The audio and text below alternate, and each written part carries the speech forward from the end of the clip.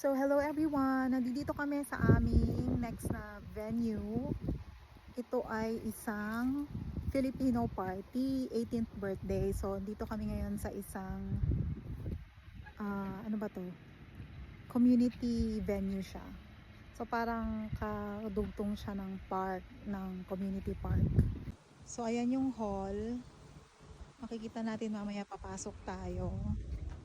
Tapos meron parang court doon sa dulo. Tapos may mga yan yung parking slot or parking lot pala. Kaya sabi ko. Yan siya. Aliwalas naman siya. Tingnan ko nga kung bukas na. Yan yung loob. Sarado pa. Wala pa yung tao. Ay wala pa yung host ng party. Ayan, nagdadatingan na ang mga peoples para mag-set up.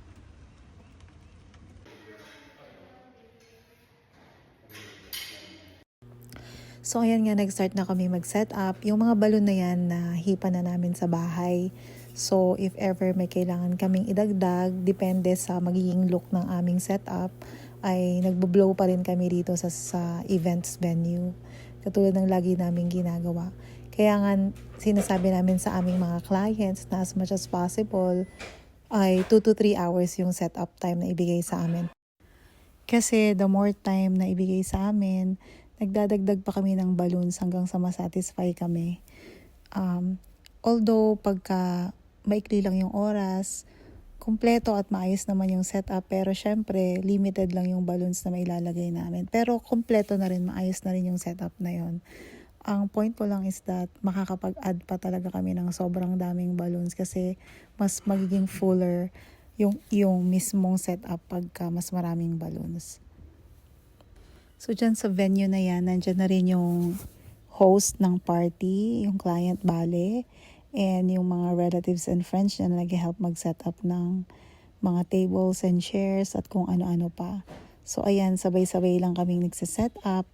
At yung nag-refer sa client na to ay dati na naming customer pagdating sa mga cakes. So very consistent naman siya sa pag-order ng cake sa amin. And dahil 18th birthday to, inalok ko siya ng setup. Sabi ko, mas maganda kung may setup ka talaga kasi 18th birthday para hindi mukhang chippy pa yung event niya. So na-convince naman siya at eto nga, siniset upan na namin siya. Itong si client na ibigay niya sa akin yung photo ng lugar. Kaya mas madali kong na-conceptualize yung aming setup dahil sa lugar, alam ko na, tansyado ko na kung gaano kalaki yung magiging setup. Masasabi ko na kung yung gusto ba niyang look ay ma-achieve o hindi. Kasi may mga clients in the past na ayaw mag-send ng picture ng venue. Ayaw nilang ibigay yung dimensions ng lugar na pagsiset upan. Tapos gusto nila ng napakalaking setup, tapos ang liit lang pala ng corner nila. Pero ito si client, very naman siya, very compliant naman siya pagdating sa mga hiningi ko kasi humingi ako ng inspo photos, yung gusto niyang look. Although hindi namin talaga kinokopya yung exact look, at least kahit papano meron kaming basis. Tapos nagbigay rin siya no picture mismo ng events venue. So, kaya naging madali sa amin yung. So, ayan, nakapagdagdag kami ng maraming balloons kasi marami kaming time para mag-set up. So, ang party nila is 6 p.m. Nakapag-start kami mag-set up ng 2 p.m. So, very good talaga tong ganitong klaseng setup. Meron kaming tamang-tamang oras at hindi kami nagmamadali. At nakapag-document pa kami ng maayos.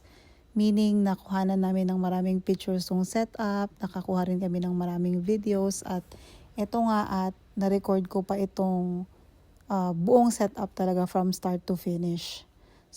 So, ayan nga, namamatay-matay yung ilaw dyan. Alam ko may sensor yung ilaw, so ayan. Pero bumubukas siya pagka may nadedetect. So, ayan nga yung finished setup namin. Yan, effort na effort at masaya kami at natuwa naman si client. So, ayan, bye muna!